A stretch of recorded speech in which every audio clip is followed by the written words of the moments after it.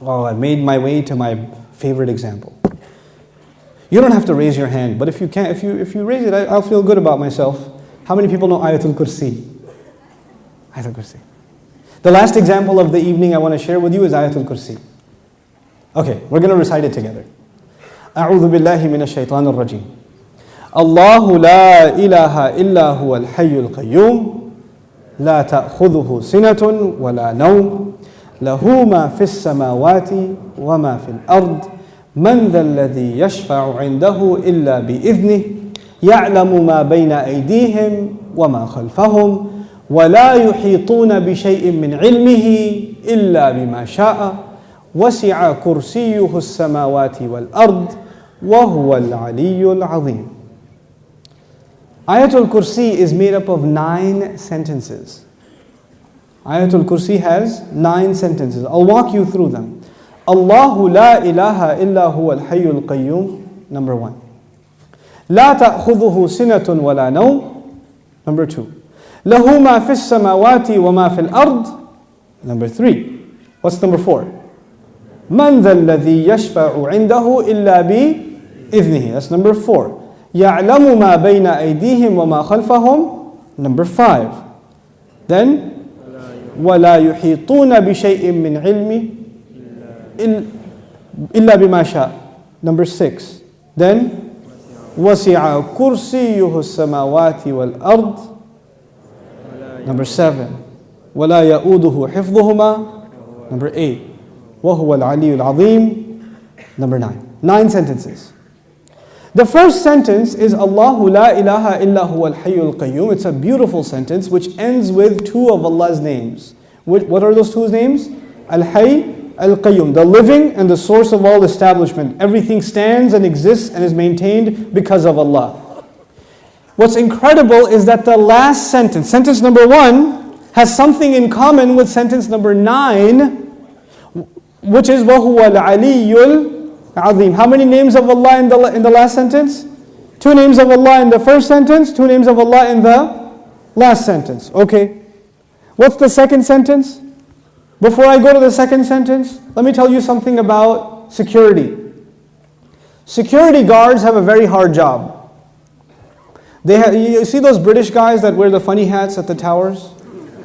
That can't smirk? That's a hard job.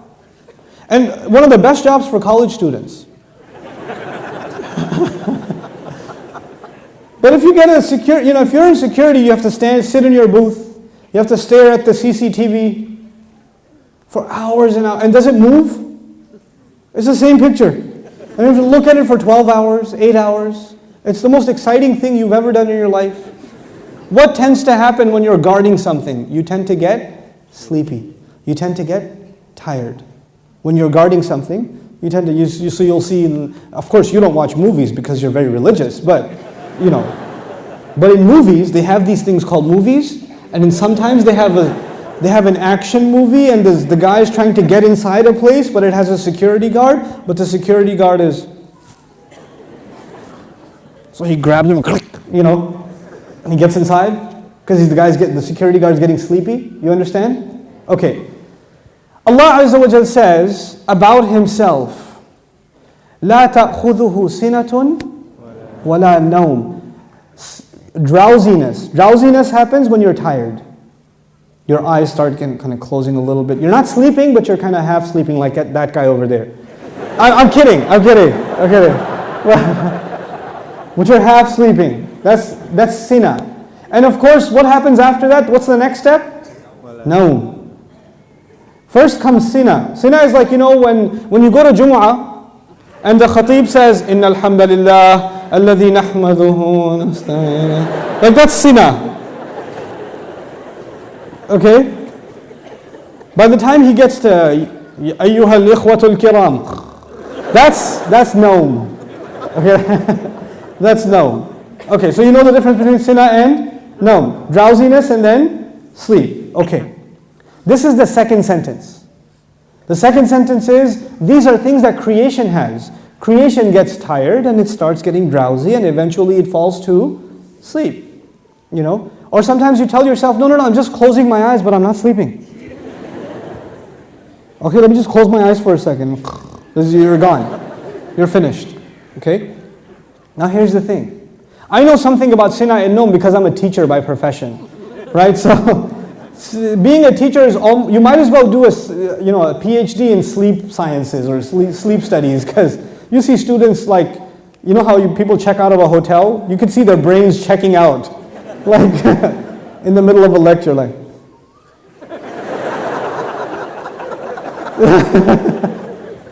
It's the best. This is the second sentence about sleep, about exhaustion and sleep, drowsiness and sleep. What was the second last sentence? وَلَا يَؤُودُهُ حِفْظُهُمَا. Guarding the skies and the earth does not exhaust Allah. When someone's exhausted, what do they get? Sina and Naum. The second sentence is actually connected to the second last sentence. لا تأخذه سنة ولا نوم ولا يؤوده حفظهما. He says له ما في السماوات وما في الأرض. He owns whatever is in the sky and the earth. Now before I tell you further, you need to understand the difference between two words, two names of Allah, Malik and Malik. Two names of Allah, Malik and Malik. I hope I can explain this difference to you, because it'll make you appreciate these ayat like nothing else. Malik is an owner. Malik is an owner. Malik, I already told you today, what is Malik? King. Is there a difference between a king and an owner? Yes. You are the owner of your pen, but you do not say, I am the royal sovereign of this ink pen. You don't do that. That doesn't make a lot of sense. You understand? Owners can be of small things. You can own a car, you can own a computer, you can own a phone, but you're not going to be the king of it. Kingdom is used for big things. Here's another problem. Ownership is about property. It's about property. But kingdom is not about, you're not the king over a tree or the king over a piece of land. You're the king over the people who live in that land. Kingdom is about controlling people. Ownership is about controlling objects. There's a difference. Now Allah says, لَهُ مَا فِي السَّمَاوَاتِ وَمَا فِي الْأَرْضِ. He owns whatever is in the skies and the earth. What is the ayah about? Ownership. The ayah is about ownership. And ownership, one thing about ownership, it's micro. So every single thing is owned by Allah. Okay. What's the third last sentence? Anyone remember? وَسِعَ كُرْسِيُّهُ السَّمَاوَاتِ وَالْأَرْضِ. His throne extends to the skies and the earth. When Allah talks about His throne, He's talking about His kingdom. One dimension of control is ownership. The other dimension is kingdom. Both completing the picture. Because if you're just an owner, you're not a king. And if you're just a king, you're not an owner. And by the way, let me tell you the difference also. Nowadays in some countries we have kings. You can be the king of an island. But does that mean you own everything in that island? No. Allah is the owner of all things and the king of all things. Both of them are necessary. Just because you own, and by the way, it could be that somebody owns all the property but they're not the king. Is that possible? They own the property but the king is someone else. So they have property ownership but somebody else has authority. Or somebody has authority and no property ownership. But Allah is Malik and He is Malik. The Malik part of Allah's attribute, لَهُ مَا فِي السَّمَاوَاتِ وَمَا فِي الْأَرْضِ. Third sentence. The kingdom of Allah, وَسِعَ كُرْسِيُّهُ السَّمَاوَاتِ وَالْأَرْضِ. Okay. What's the fourth sentence? Let's go back. Allahu la ilaha illa huwa al-hayyul qayyum. La ta'khudhuhu sinatun wa la nawm. Lahu ma fi as-samawati wa ma fi al-ard. What's next? Man dha alladhi yashfa'u 'indahu illa bi idhnihi. Let's understand this ayah first. Who will come and make shafa'ah with Allah except unless He gives permission? In other words, what is shafa'ah? Shafa'ah, if you don't understand the concept, because we use big English words like intercession. But let's make it simple. Shafa'ah means you got connections.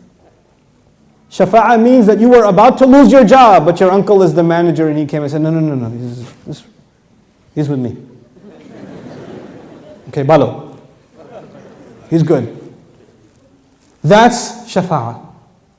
On Judgment Day, we are in trouble possibly, and then somebody comes and says, no, they're with me. They're with me. Go easy on them, please. We beg Allah Azza wa Jal to qualify us for the shafa'ah of Rasulullah sallallahu alayhi wasallam. And Allah says, nobody will come for you. Your uncle, your cousin, your dad, your mom, your boss. You're not going to come for you on Judgment Day and say, Ya Allah, actually he's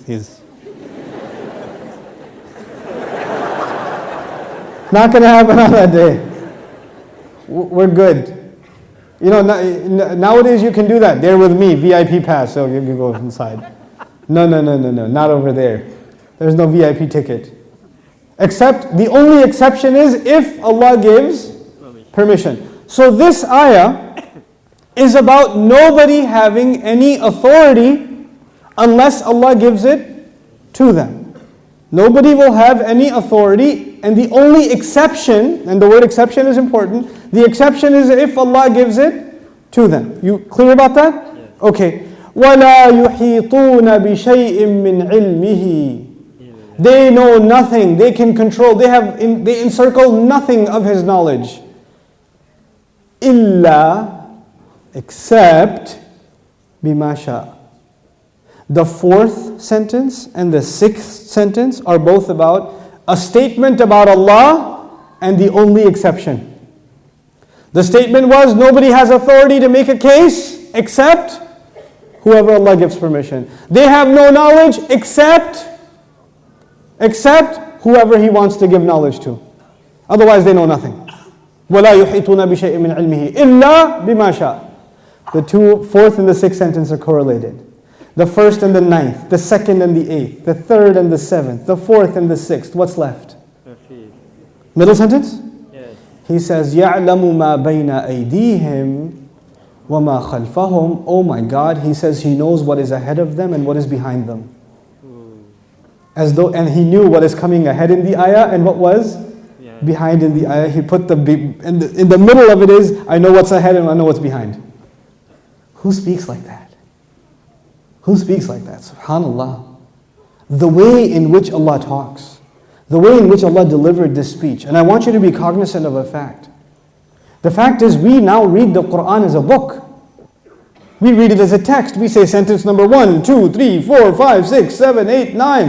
Did the Sahaba do that? Did the Rasul himself, sallallahu alayhi wasallam, says, look at sentence number 1 and sentence number 9 and 2 and 8 and 3 and 7? No, because he was just what? Speaking. He was speaking the Quran. We are able to see these things when they're put in writing. The Quran was so perfect when it was being given in speech. And which has more possibility of mistake? When you write something or when you say something? Oh man, when you say something, it's hard to take it back. Especially if it's on YouTube. That's hard. But if you're writing a nasty email, then you can, before you hit send, erase that and just say Eid Mubarak and then send it. You have a chance to take it back. But when you're saying something, it's done. There's no room to edit. There's no room to fix. Allah Azza wa Jal revealed this Quran not in writing. He revealed it in speech. He revealed it in speech. You know, I've sat with linguists, non-Muslim linguists, and I've shared some of these things with them, and they refuse to believe that the Quran is spoken. They refuse to believe it. They say it has to be written. It can't be spoken. I was like, you're right, it is written, just not in this world. It is written. You know, it's fi lawh al-mahfuz. It is written. But it was given to Rasulullah as speech. So it would become very clear to anybody who listens, this cannot be from a human being.